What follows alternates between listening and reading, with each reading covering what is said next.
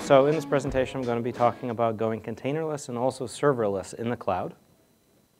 So for probably the last 20 years, this is how we've developed our large-scale applications. We've written code and we've deployed them to a container like Oracle WebLogic, Glassfish, Tomcat, Resin, etc.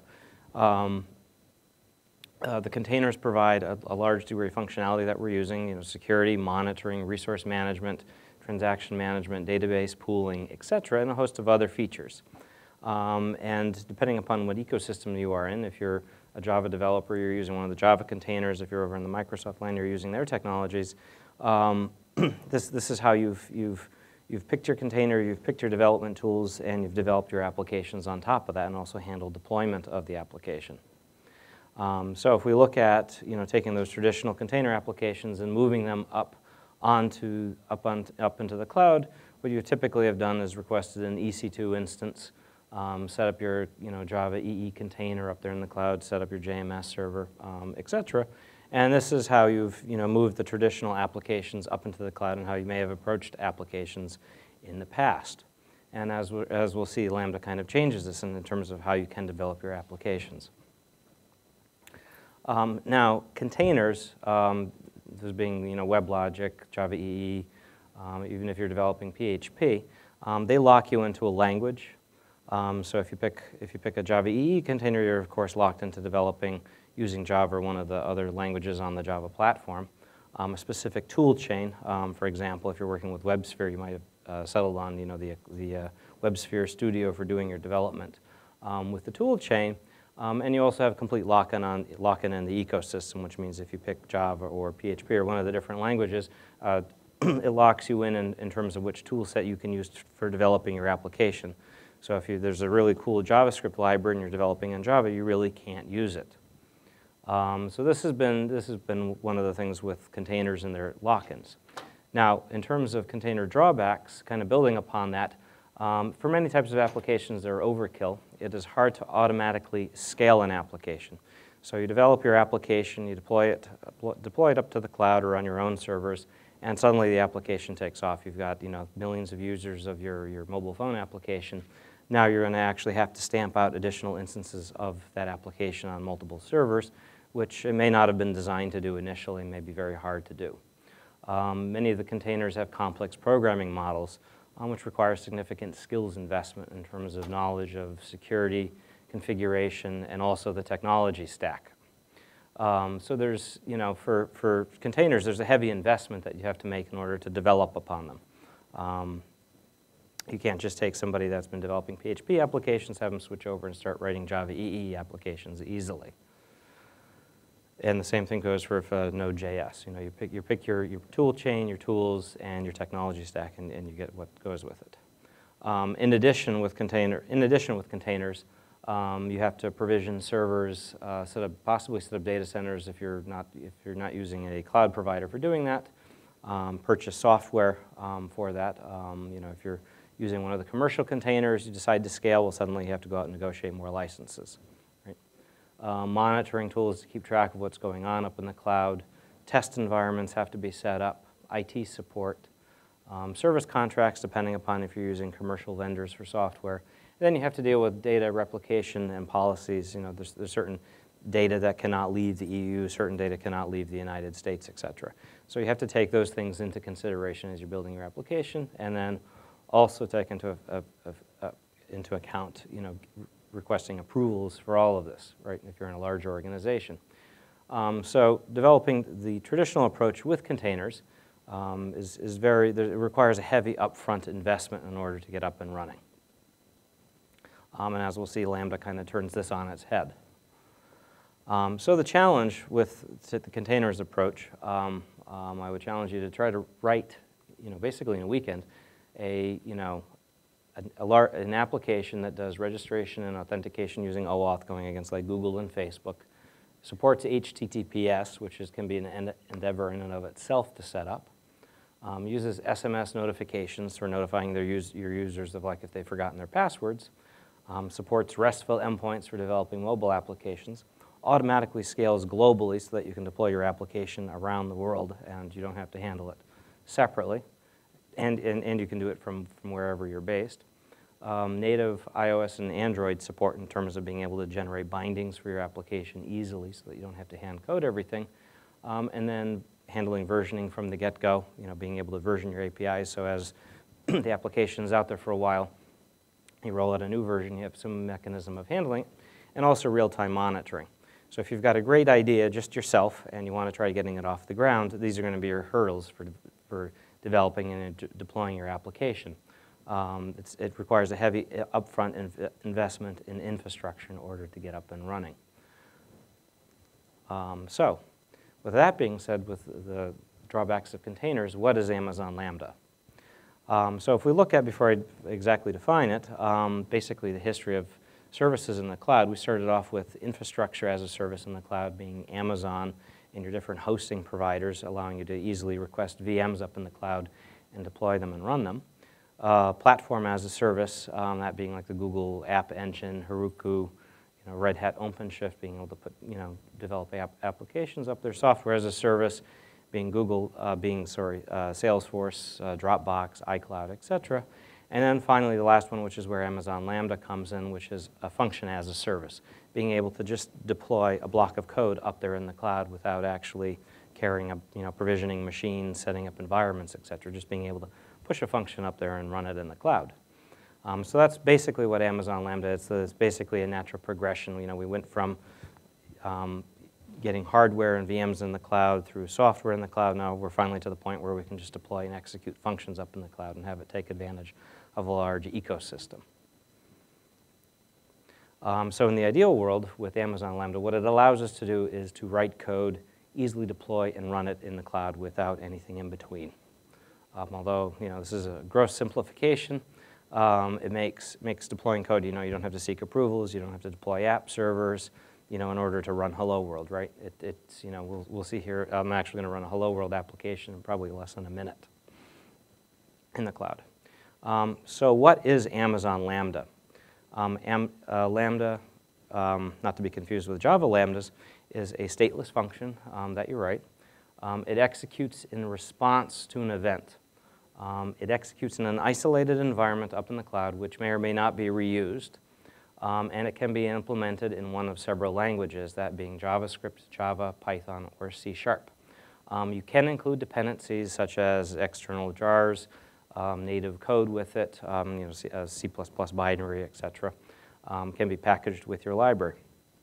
And this is one of the interesting benefits of Lambda, is that you don't have language lock-in, right? You can take a heterogeneous group of developers and throw them at building an application up in the cloud, and you can implement part of it in JavaScript, part of it in Java. You can use whatever language or tool set makes most sense for that part of the application, or for the skill set of the developers that you have. So if you have a mixture of Node.js developers and Java developers, they can work on the same application. You don't have to retrain everybody, or pick one technology for the application, pick one language or tool set for the entire application. So it's really, I think, a fundamental shift. You're not getting lock-in in terms of the platform that you're developing for anymore. And although I'm talking specifically about Amazon Lambda today, the other cloud providers have, Microsoft and Google both have their own variants of Amazon Lambda with varying levels of functionality, similar to what I'll be talking about. So the example hello world function. So this is, I'm starting off in JavaScript just because I can run it quickly up in the cloud. So we have our function that we're going to deploy to the cloud. So we have export handler equals function, and we return back, basically, we print a message back, hello DevOps UK, DevOps US, I'm sorry. The event is the data that is passed to the function. This is converted to JSON for us in the case of JavaScript. In Java Lambda, we'll actually convert it to a Java object using the JSON library. And then the context is a Lambda runtime, which we can then introspect for getting information from the environment, such as environment variables, the loggers, etc. So there's a number of things, we'll see that in a couple of slides, that we can get access to through that. So that's a simple one. A more complex one in this case, I'm actually receiving an event, a JSON object, and then printing out the message that comes across, and that's the JSON that I'm passing in. So with that, I'm actually going to go over and run the hello world.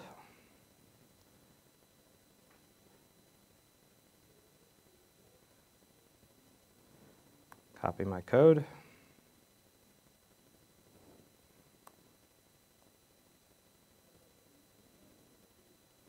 Click on Amazon Lambda.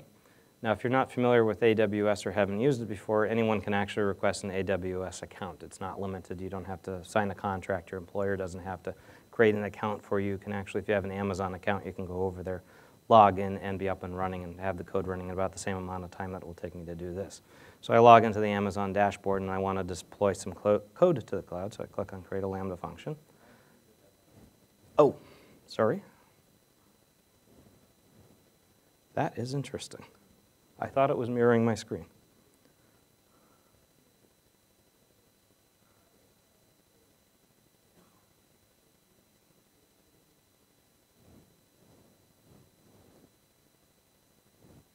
Okay.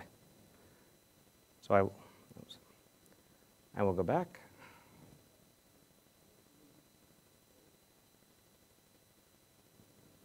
So I log into Amazon, AWS, find Lambda among the different services that they provide. Create in, so now I'm going to create a Lambda, deploy my Lambda function to the cloud. So I create Lambda. I'm going to pick a blank function. Click next, I'll go over that later.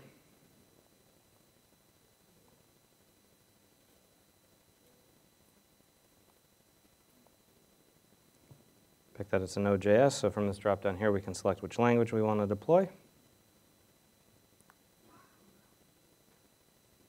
Paste in the code. Yes, I just copy and pasted the code in there. Yep.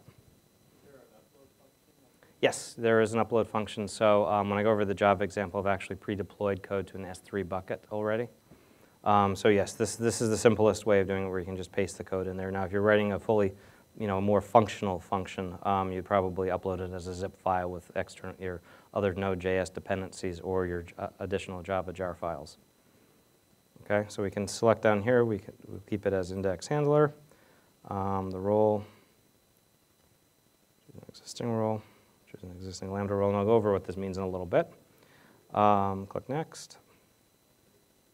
It tells us that we're going to execute with 128 megabytes of memory. We have a timeout of, I think that's 3 milliseconds, and that we're not taking part in a VPC, so we could actually execute our Lambda function within a virtual private cloud if we wanted to. I click Create on the function, and bam, it's actually up there running in the cloud. So now we can take and we can test this function. We don't have anything. This function doesn't take anything. We'll save and test it. And you can see it executed our code and returned the response back. So this is just a simple hello world, of course. But it was fairly trivial to write the code and actually deploy it. We've got information about our execution environment, how many milliseconds. So we were built for 100 milliseconds of time. It only used up 16 megabytes of memory, so we could actually optimize this and reduce the amount of memory that we're requesting for it. Okay, and we've got several different things here. We can adjust the configuration, go back and then readjust the configuration for it. We can go look at monitoring, how many times was it invoked, how long did it take to invoke it. So we've got complete monitoring of it. We can also go over to CloudWatch and look at any logs that were generated for it as well. Okay, so that's a simple hello world. This took me all of about a minute to deploy and write. Now, if you were working with a traditional app server and you wanted to do something like that with Tomcat, it would take you a little bit longer because you'd have to write the code, deploy it for a WAR file, start up the container, deploy it, etc. So all of that's been taken care of for us. Okay. Okay, so now in terms of Lambda pricing, the first things, when you notice on the previous slide, it told us how much we were being billed for. The first, they have what's called the free tier, and the first 1 million requests are free. So if you write an application on your weekend and your application doesn't take off, you're not on the hook for lots of money. If it takes off, you're billed at 20 cents per each million requests thereafter. In all of my experimentations personally outside of work, I've never eaten up, I've never even exceeded the first 1 million requests yet. And while I'm doing this presentation, please don't start pinging my code and write a nice little loop, That's my fear every time I give this talk. You charge for duration, which is, I don't even know what that is, a very small number for each gigabyte second that's used. So the free tier, to give you some idea, starts out, there's this matrix of memory versus the amount of time that it takes to execute, and then you have your costs down below. Now this is very abstract. On the next slide, there's actually a service that goes out there that you can actually punch in some numbers and get some idea of like how much is it going to cost. So assuming that you've blasted through the free tier the first 1 million requests, if you had 50,000 requests, you actually used up 128 megabytes of memory, and the execution time, which was 1 second, which you saw we only executed in 10 milliseconds, you'd be on the hook for 11 cents, right? So, about the cost of a soda back in the 1960s. So it's very, very cost effective in order to get up and running. So as you're developing an application, deploying it this way, there's a really low penalty. You're not requesting VMs and software to get it up and running. In terms of Lambda basics, security is provided by identity and access management, which could be a completely separate presentation, which is very involved. So you have fine-grained control over who can access it and write code for it. And we'll go over it. I'm going to tie it into Amazon Cognito and how you tie into like logins through Google and Facebook, et cetera. Lambda functions can start threads and access the disk and access other AWS services as well. So you can fire up threads that execute in the background that then return. The default, right now they have a default safety threshold of 100 concurrent executions per regions. There's a simple form that you go in to increase to request above that. That is just in case you have some code that kind of runs amok and you don't want to end up with, after somebody writes a for loop, you don't want to end up with a large bill. And as I mentioned before, external libraries can be bundled up as a zip/jar file with your function when you deploy it. Your execution environment, although it's slightly dated right now, is Node.js 4.3.2. The current version, of course, is 6.10. Java right now is using Java 8, which is the OpenJDK, not the Oracle not the official Oracle version. Python 2.7, and then for .NET it is 1.01. So things tend to lag a little bit up on, and especially for Node.js, quite a bit in terms of the most recent versions of the technologies. The library is available in each execution environment, so they already have pre-deployed for you the AWS SDK for JavaScript for Python, and then the AWS build of OpenJDK. If you're using any of the Java APIs for AWS, you'll actually have to bundle those Java jar files for Amazon with your Java function. The execution environment. Now, why would you care about this? So this is the AMI. So you can actually go out there, you can fire up this AMI in an EC2 instance. It has a specific Linux kernel version and a 64-bit. This is only important if you need to compile code and you're including C++ code with your Lambda function.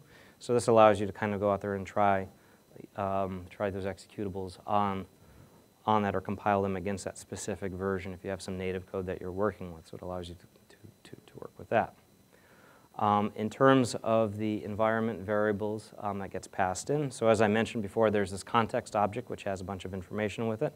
One of the things you do have access to is environment variables, which will tell you a bunch of things about the machine that you're running on. For example, what AWS region are you executing in, the path variable, the LD library variable, some security information, your access key ID, your log stream. So it gives you a bunch of basic information about the environment in which you're executing. And you can, of course, work this. And there's examples out there where people have tried to collect as much information about the environment in which you're executing. Moving on to versioning. Now, Lambda functions are versioned, so each time you deploy a function, basically it's assigned a version. The current version that you have deployed is $latest.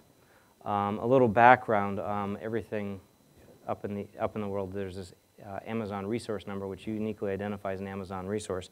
And as you work with Lambda or AWS, you'll end up pasting these things all over the place. But there's a fully qualified, which includes the version, and an unqualified, which does not include the version. Newer versions of your function must be explicitly published. So this allows you to create different versions of your Amazon Lambda function and deploy them. Okay. Logging, which is incredibly important with Amazon Lambda, one of the challenges is that you can't actually debug it. So there's no way from an IDE to actually connect and to debug it because they execute so fast that they go away. So the only way to really troubleshoot an Amazon Lambda function is actually to use logging, basically, or system.out.print lines from the Java world or console.log from the JavaScript world. So Node.js, console.log, we've got error, warning, etc. info, which writes out, and you can read those logs over in CloudWatch. For Java, they have an archaic version of log4j that's included. System out and system error both go via, they also have a custom appender, which is sending things over to CloudWatch. And so you can either use the log4j or just system.out.system.error, which will end up in the logs. For C#, they've got console write line, etc. And you also have lambda.log, which you access via the context object. And then Python, which I've not actually used. There are logger functions in the logger module that way. So this is your primary way of getting information out of your Amazon Lambda function. The neat thing is you can actually write a Lambda function that actually watches the CloudWatch logs and processes what's going on there. So you can actually write a Lambda function that's monitoring your logs as a part of it. And then this is what it looks like over in CloudWatch. You can see basic information about the start time, what was returned, etc., how long it was billed for, and all the other information that all ends up in CloudWatch. Now, handling failures and errors, because of course things will fail. A Lambda function can fail for a variety of reasons. One is it doesn't complete before the time limit. That'll kind of feed into where Lambda is appropriate versus not appropriate. Obviously, it's not appropriate for long-running tasks. You want to have something that's doing report generation using Lambda, where it might take a couple of minutes to generate a report. That would not probably be an ideal use of Amazon Lambda. The input data fails to parse, or it runs out of memory. So one of those three cases will fail your Lambda function, or you can fail it in code-wise as well.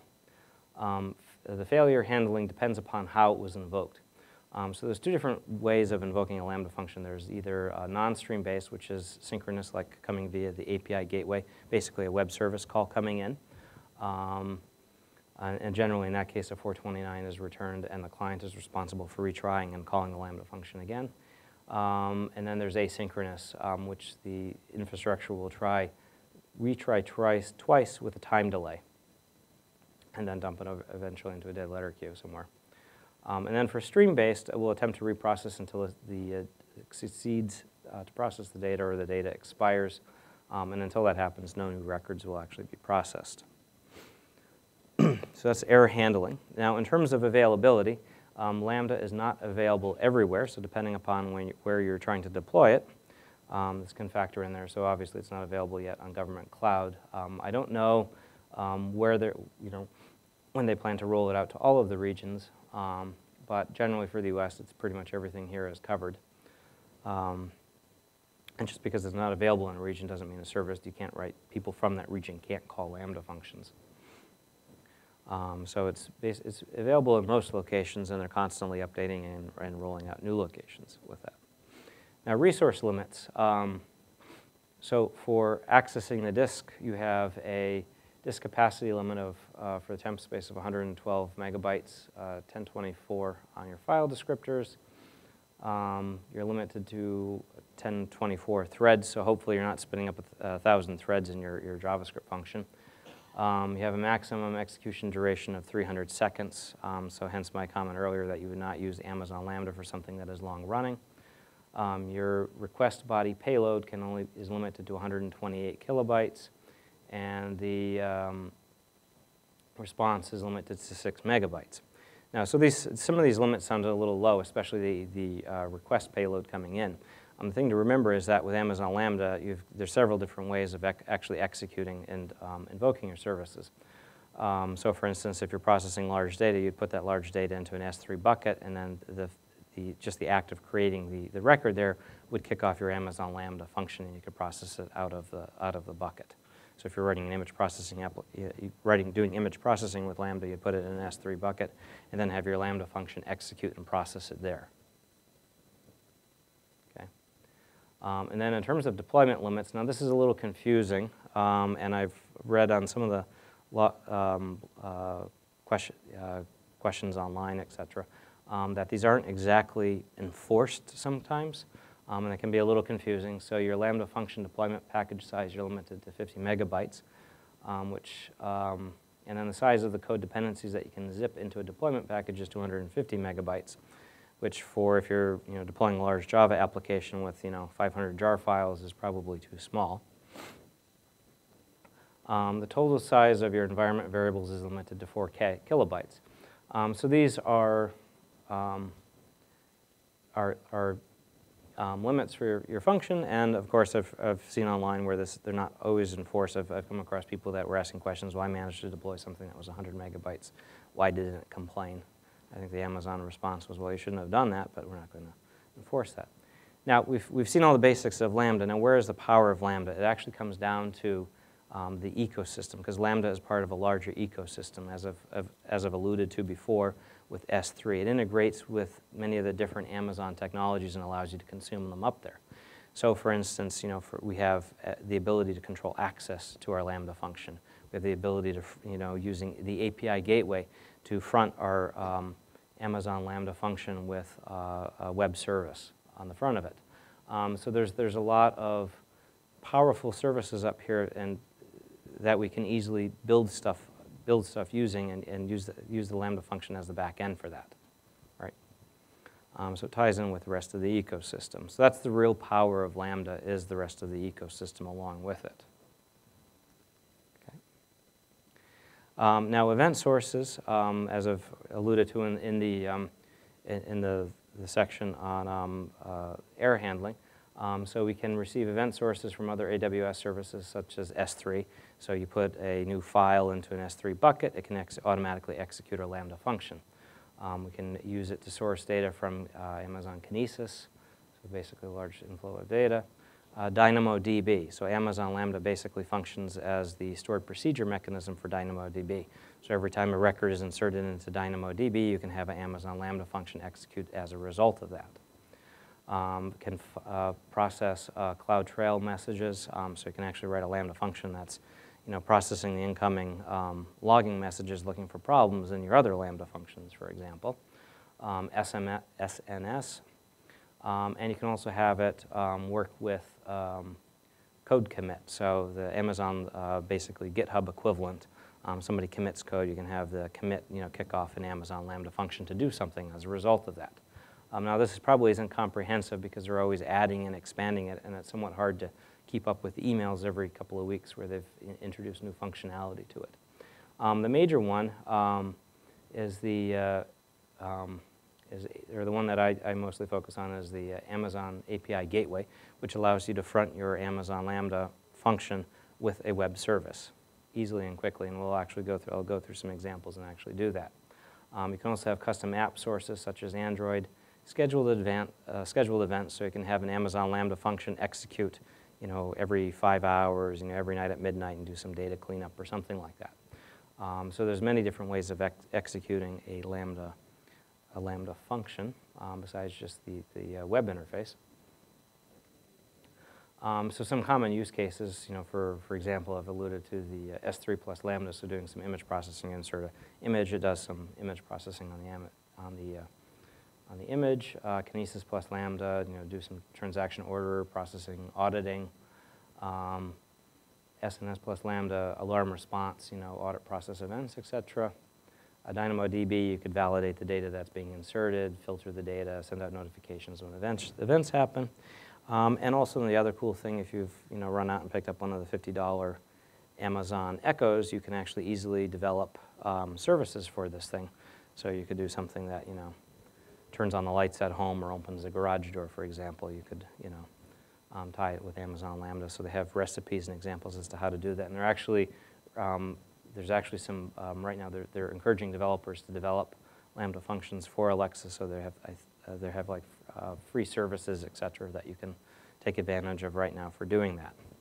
So that's one of the cool things, is that you can easily write something using the Amazon, like the Lambda function, and then invoke it from your Amazon Echo and so forth, and have it do things for you. Kick off a build, for instance. So you could have a thing that you have put your Alexa at the office and say, kick off a build, Alexa, kick off a build, and have it do something like that.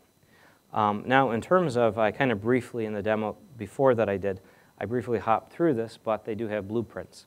So I started out with an empty one where I supplied all the code, but they have examples, and you can download these, that show you different things that you can do with Amazon Lambda and give you a starting point. They're basically sample projects that allowed you to build on top of that. There's over, I think, like almost 80 of them right now that touch on different languages and different functionalities. So there is one up there for Alexa. As you can see, there's the pages I had right here. There's Twilio. There's the Hello World for Python. So they're all over the place. You can search to see which ones are available, and then take a look and try them from there. Now, moving on, exposing securing Lambda. So great, you can run code up in the cloud, but how do you actually secure it, and how do you authenticate your users? And that's what I'm going to spend a large part of the presentation on. You'd use the API gateway, which is the web services front end that I discussed before, and also Amazon Cognito. So this is really what I said before, where Amazon, it's the ecosystem, right? So being able to execute code up in the cloud is great, but then you also have to secure it, and you also have to have front end it and have some way of invoking it. So the API gateway, if you're developing like a mobile application, this allows you to, gives you an endpoint that you can call, right, and kick off the execution of the code. So I'm going to start out with the API gateway. So the API gateway, and there's no additional charge for using this. There's an invocation charge, but it allows you to build, deploy, and manage RESTful APIs up in the cloud. It supports throttling and protection against denial of service attacks. So if one of the concerns you develop your own application, you deploy it on your own server up in the cloud, now you have to deal with denial of service attacks. I think it was, I heard of a group last month that had deployed their own. It was a Java Users Group that had their website hosted up on an EC2, and they were doing everything themselves. In the morning of the meeting, they got hit with a denial of service attack and spent, I guess, most of the day trying to just keep the site up and running. That is handled for you, so you're protected against that. It supports versioning and staging, so you can have basically the test version of your API, the production version of your API, and you've got a way of deploying new versions of the API. It also auto-generates client implementations for you, so it will actually provide you with a jar file or some JavaScript code that you can download in a zip file, Objective-C code, Swift code, etc., which allows you to easily build up your clients, right? So it'll give you this nice block of code that you then drop into your application, into your mobile application, or into your web application, which allows you to authenticate and also invoke your web service, right? So you don't have to go out there and try to figure out, okay, I'm starting with the URL. How do I invoke this? How do I pass the request parameters and etc. And then it's flexible authorization model, so it ties in with Amazon Cognito, which we'll get to in the next part. So as you can see, you do an HTTP.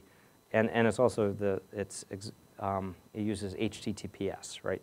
So they provide the certificate. There's a Amazon certificate that's used that's valid that you can use to invoke your service. So it's never actually exposed via HTTP. So you're starting out with HTTPS.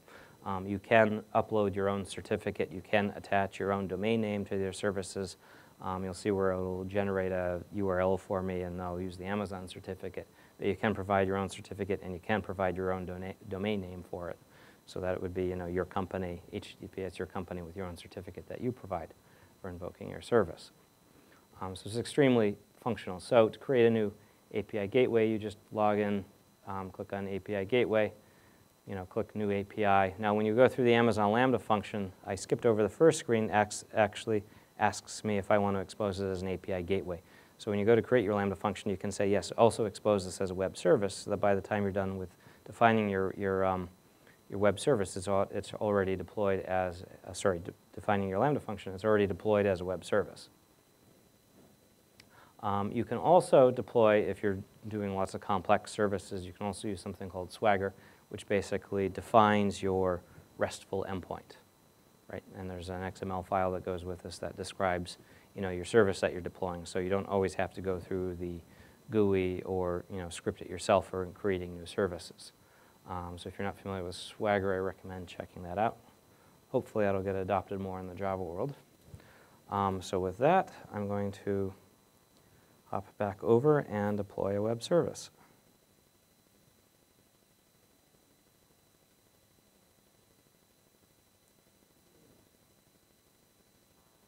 Going to name API Gateway. So I'm going to create a new API.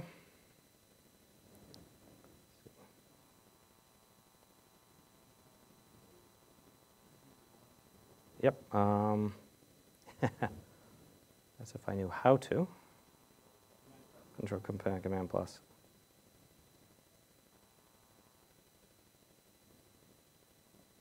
There we go. I'm going to create a new API. Okay. So we've got nothing deployed yet. So we've got our we've got this DevOps US. So I'm going to create a new resource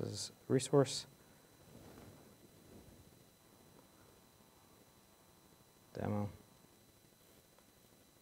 Enable it for cross-site cores. Create. We got that. And this is where Swagger comes in, so you wouldn't actually have to do all of this manually. So let's create a new get. Okay, and we want it to invoke our Lambda function, so we'll click on Lambda. Executing the US East region.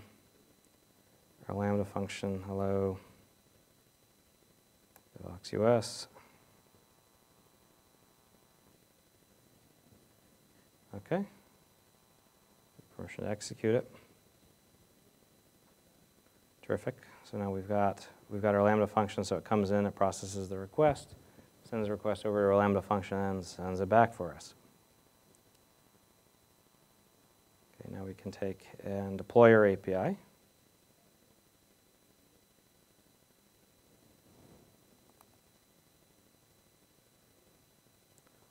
We'll call it test.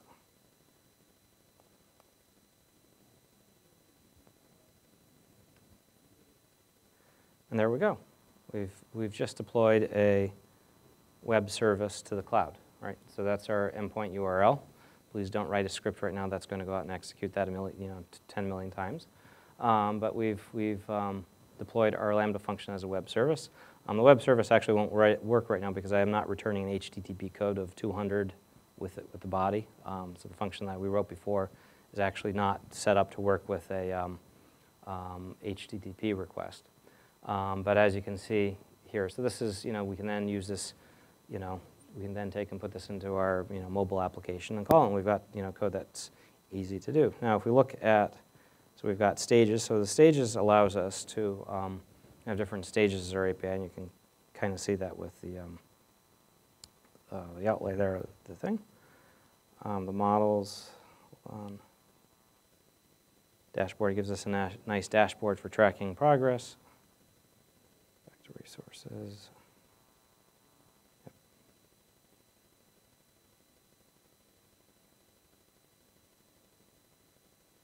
And we click back on the upper level there, and we can see we have, we have stage variables as a part of it. Cover quite a bit of that. And now for SDK generation, this is what I mentioned before. We can actually generate code that will invoke the service for us. So I can go through here, select that I want, Android or JavaScript. On JavaScript, and it will generate a zip file containing code that I can then paste into my application. Yes? If I wrote my Lambda in Java, can I return a Java object? Can I use this to build the rest of the front end? Yes, yeah. So you could return a Java object. It uses the Jackson library to convert the Java objects to JSON coming back. Will it automatically do, if there's an error, return like a Yeah, so if the Lambda function blows up, it'll return an error. Yep. So this is fairly easy, as you can see, for writing and deploying applications. You didn't have to write a ton of boilerplate code in order to expose a service and then deploy it to a server.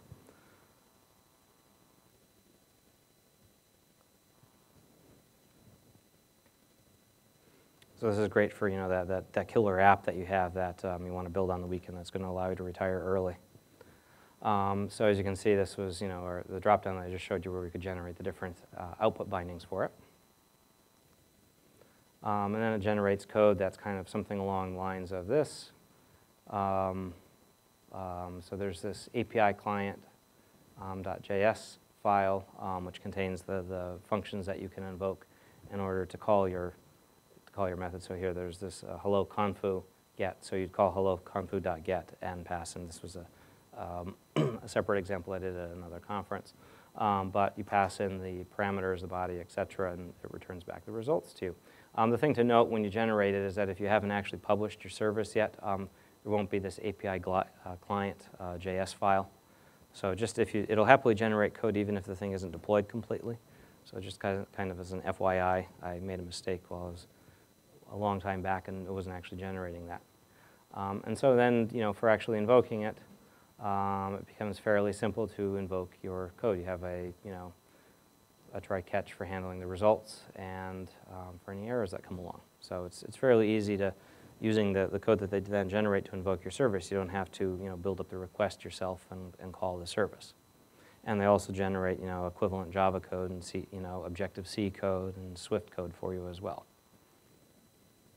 Now the interesting thing with the API gateway is that you can actually write APIs and they have a mechanism for actually selling access to your APIs. You have the ability to create a usage plan, basically throttle users and generate an API key that you give somebody else.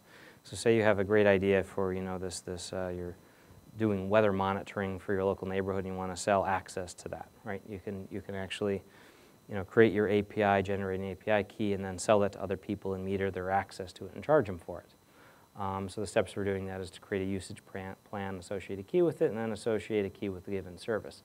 So there's a wizard that will take you through actually setting up just that. So if you have this great idea, you have your mobile application, or you have an idea for an API that you think other developers or other companies want to use, this allows you to build that API and then turn around and monetize it. So that was the API Gateway, the high-level introduction to API Gateway. The next I'm going to move on to Amazon Cognito. So there are three ways to secure an API. One is API keys, which is appropriate for service-to-service communication. However, it's risky to place a secret key on the client for long periods of time, obviously. There's identity and access management, which is good for inter-application communication within an organization. And then the last one is Amazon Cognito, which is what I'm going to talk about now, which is appropriate for third-party invocation.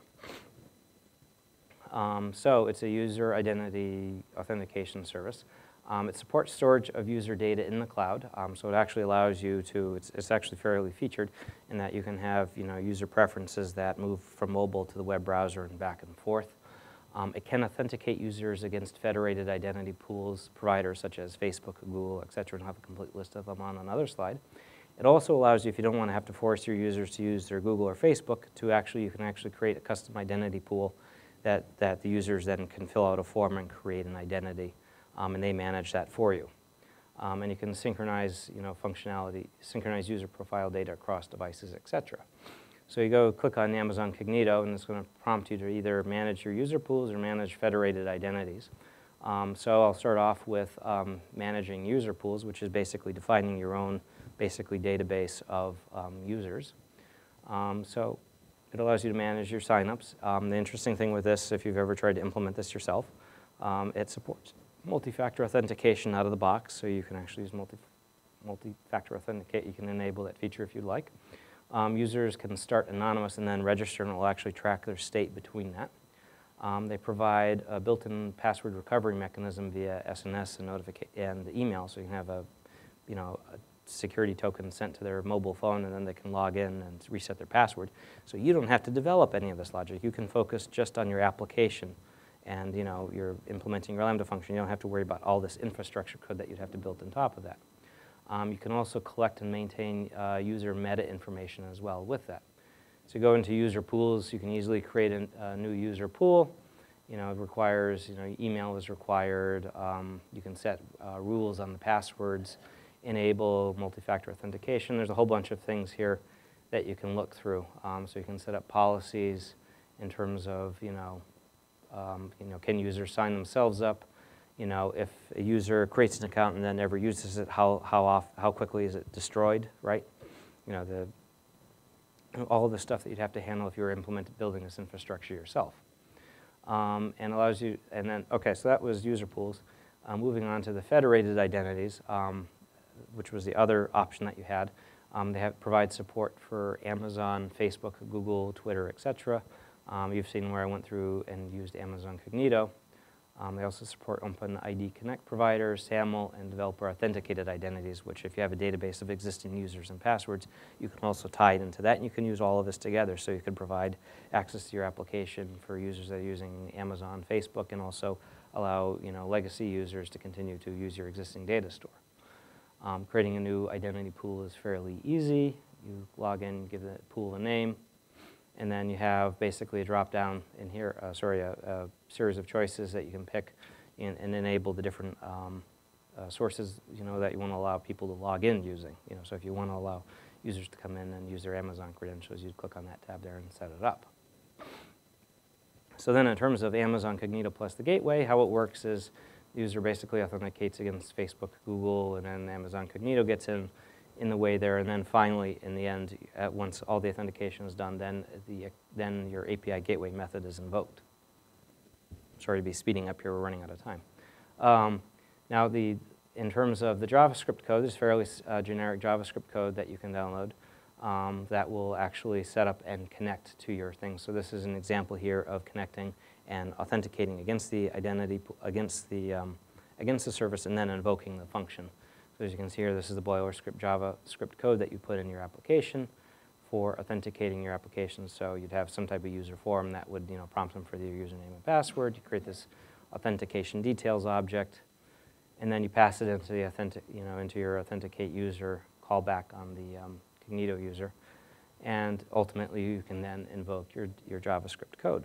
Okay, so that's Cognito in a nutshell. That allows you to control access to your Amazon API and also your Lambda function in the end, right? So this is end-to-end. So you've got your Lambda function, and you can front it with a web service and then control access to your service.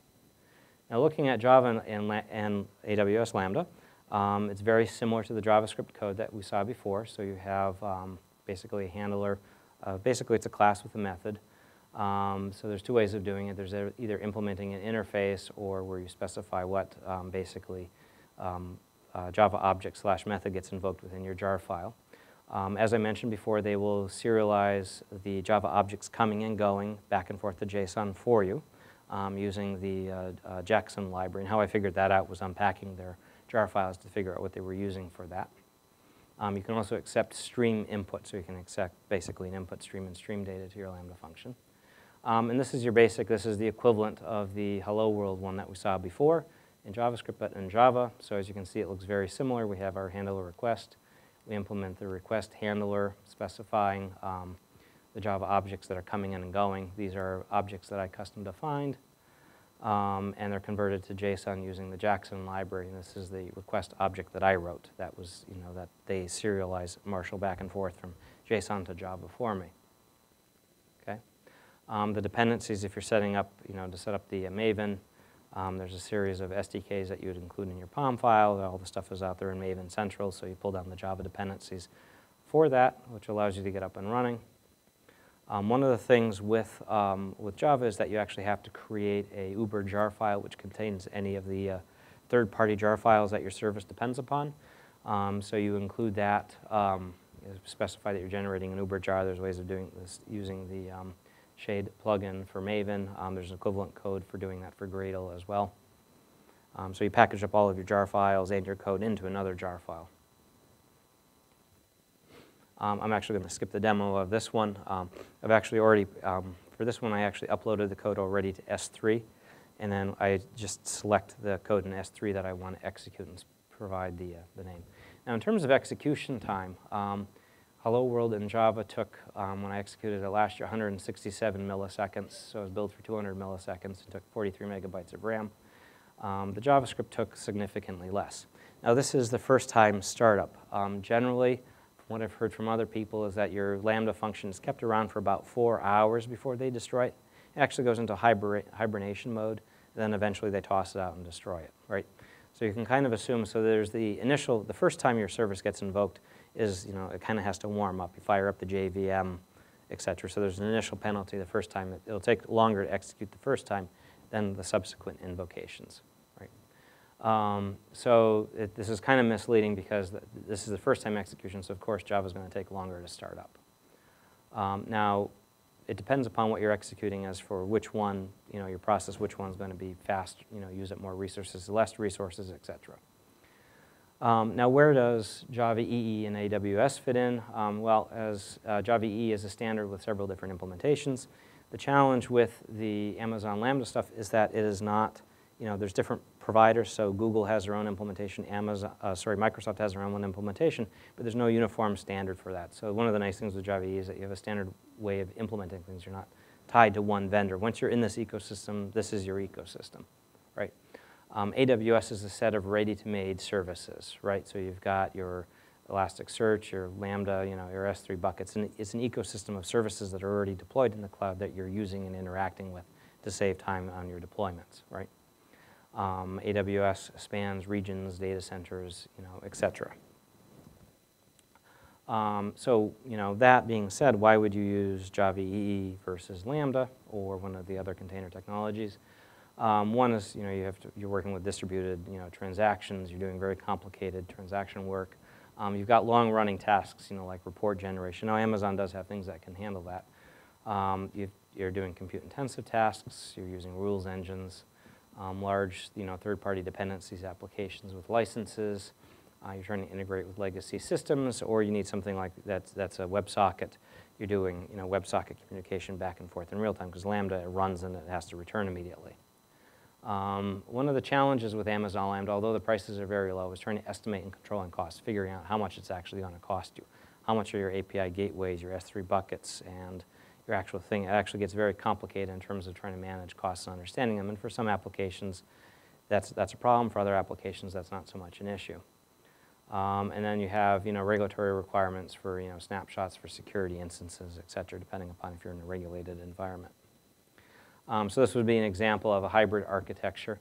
So you'd have your Amazon, using Amazon Lambda with a gateway on the front end because you could still write Java code in your Java container, but then have it turn around and invoke a Lambda function or call your, existing legacy application running on a VPC, for instance. So you could still have, you could develop complex application architectures which include both Amazon Lambda and your traditional application servers running up there. So you don't have to worry about trying to deploy and expose your web services in your EE container to the world. You could use Amazon API Gateway for that. You could implement some functionality using Amazon Lambda and then have some of your existing logic or more complex code running over in an EC2 container, running in a Java EE container.